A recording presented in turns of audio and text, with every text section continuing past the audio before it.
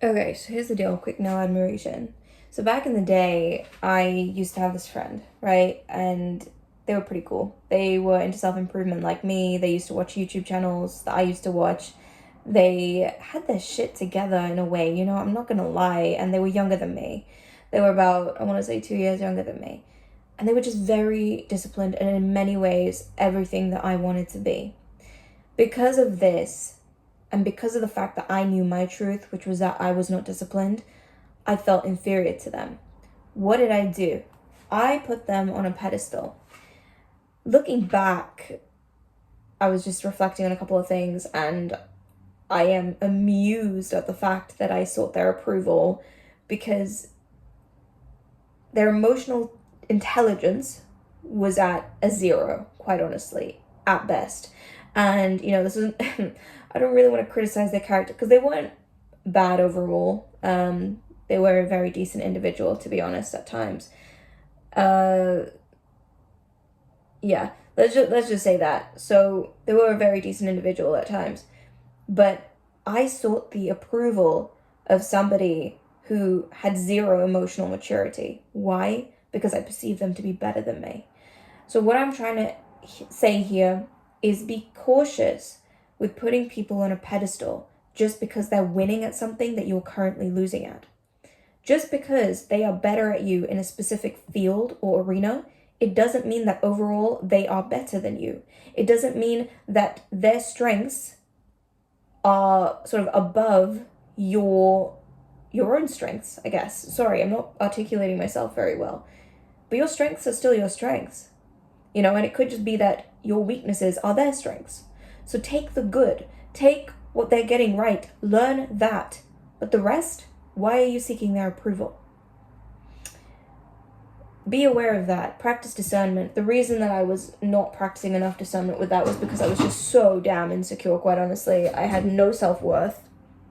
You heard that right. Not low self-worth, no self-worth. Pretty much. I mean, actually, I guess maybe it was low, but I felt like no, none. Okay, yeah, just put those away. Never mind. Just because somebody is better than you in a certain field, it doesn't mean that they have got everything down. It might mean that they have many facets of their life down, which is honestly, is commendable the right word? Like incredible. There are certain things, for example, you'll notice a lot of people that are winning, what we might describe as winning in life. They are excellent with fitness, right? And it's because of their relationship with fitness and their discipline that they have with that they're able to take that and use that as a sort of foundation for everything else in their life. It translates. The discipline that they have with that translates into every other aspect of their life. So someone like that, maybe you can trust their word a little bit more. But again, I'm not saying that these people are inherently wrong, but seek your own approval too. Look at things. Be like, am I feeling inferior to this person? If so, why? Be objective about it. Just because they're winning, it doesn't mean that your value is a lot less and that all of a sudden that you're stupid and you don't know anything. That is not true. I cannot tell you how many times I've dimmed myself in the presence of somebody who I believe to be better than me. It's just embarrassing, really. I think we're all guilty of doing it, but I'm certainly trying to get better at my side of things. Looking back, like, I get why I was like that, but this person would just talk and I'd be like, yeah, absolutely, yes, I agree. And I'd just take it on as my own. I'd gone through a breakup and I was feeling really down one afternoon and I wasn't doing anything, I was procrastinating. And they said, what are you doing? And I, like, why aren't you doing X, Y, Z? Like, why aren't you working? And I was like, oh, I'm feeling sad. And they were like, don't. And I was angry in that moment. I didn't say anything. And then I thought about it and I was like, you know what, they're right. And then later I got my butt up and I started to do some stuff. And later I said, look, what you said actually made me angry. But then I realized, like, you were right. And I want to say thank you for that. So there's two sides to it, because on the one hand, hearing someone say to me, don't be sad, was exactly what I needed to get my butt up. Because sometimes you can't, with your sadness or whatever you're feeling, you can't sit there and you can't be like, and just wallow. Like, it doesn't get you anywhere. There are times and places for that, and a lot of the time there is no time and place for that. You got to move. You got to move through what's hurting you. You got to move with what's hurting you. But at the same time, I felt like just because this dude got this one thing right don't. I just suddenly, and he was right about one thing, that he would just inherently be right about everything else, and that he had the emotional maturity to be able to tell me how to handle my emotions. But him saying don't be sad to me was honestly just an expression of how he deals with his emotions. And you know what? Maybe it works for him. I don't know. We don't talk anymore. But it wasn't what was going to work for me. And I think that somebody with a level of emotional maturity would actually be able to sit there and work through that with me a little bit. But whatever, I'm not going to dissect that and go into why and what and all of this. All I'm going to say is sometimes people get it right, sometimes they don't. It's okay to admire someone and, take from that what you will, but don't be sacrificing what you know to be true for yourself just to stroke somebody else's ego and put yourself down. I think I've done this so much in my life where I put myself down. I'm like, nah, I can't be that good because they're better. Okay, maybe they're better, but you're still good. Right? Like, I do this, I think, because I'm not 100%, therefore I'm not good at all. Like, surely I'm not that credible.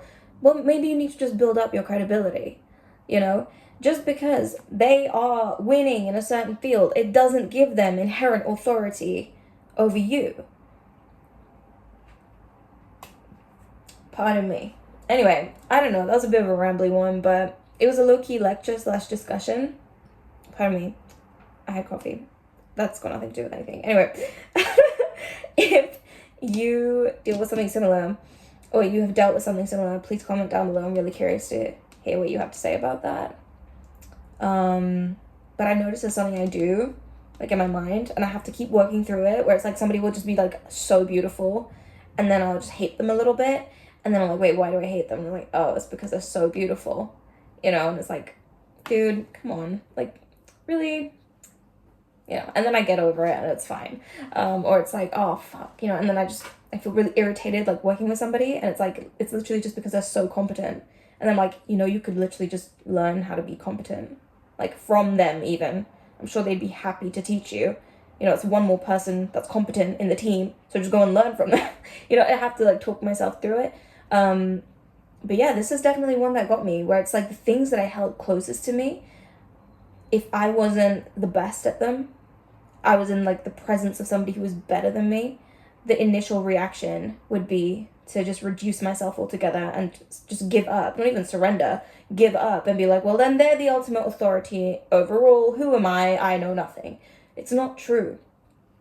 Did I tweet it? I did tweet it this morning. I said, become the product or something. I said, become the product of your application, or become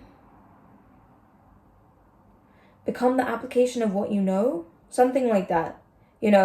Insecurity comes, I think, from knowing what's true for you and not doing anything about it, and witnessing other people that are doing something about it. That's the biggest insecurity. It's one thing to be insecure and know that no one can do anything, but when you know that there are people out there doing the thing that you're just too scared to do, or you just don't want to do because you don't feel like it, because you keep making excuses rather than reasons, as like excuses as for not doing it rather than reasons as to why you should do it. That's when insecurity, like, it's like a virus. It just destroys everything. Once I started taking action, like, I've been taking action for a long time now. If I were to meet this dude again today, I'd be kind, obviously. Like, no beef, not really. No beef. But I wouldn't feel the need to be like, oh, teach me your ways. I'd be like, oh, cool, you do that? Amazing. I do that. Or I don't do that. Show me, But I wouldn't be like, oh, you know everything, you're God. But I think it's because I knew I was losing so much in the discipline game, and this guy was like the epitome of discipline. I was just like, I'm the worst. I hate myself. Like, I just took all of that and just sort of minimized and reduced myself altogether overall. And in his presence, I used to feel small and pathetic and weak. Ugh, disgusting.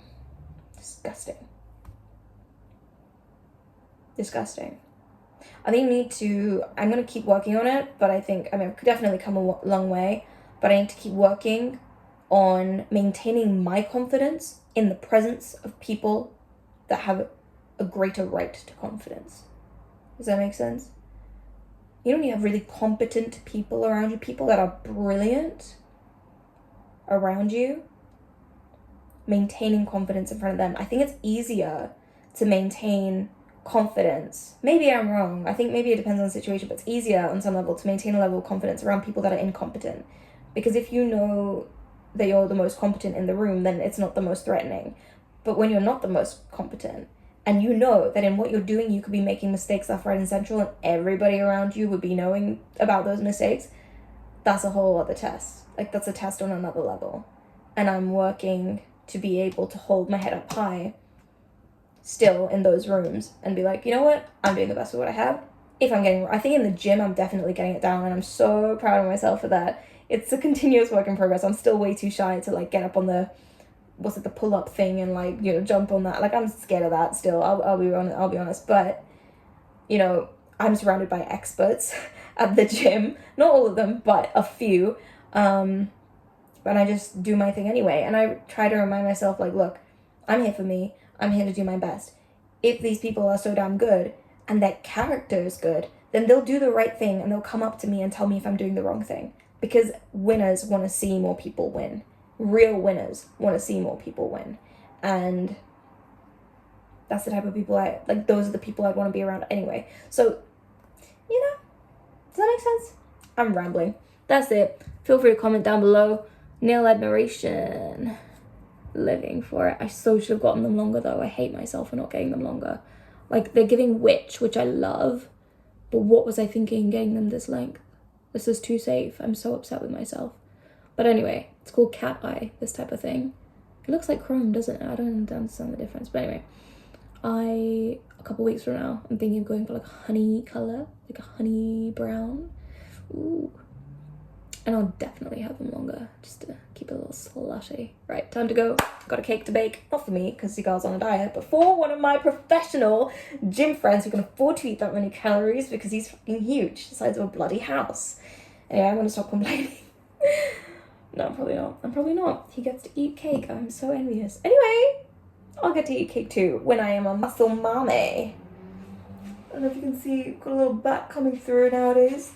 That's just a little mini update, but I'll post my fitness series at some point and then you guys can see the actual development over time. I don't know when that's going to be because I'm just working all the time now, but probably within the next 5 years, if all my files stay intact, touch wood. Bye, my little coconuts. I'll see you in the next video. Cheerio.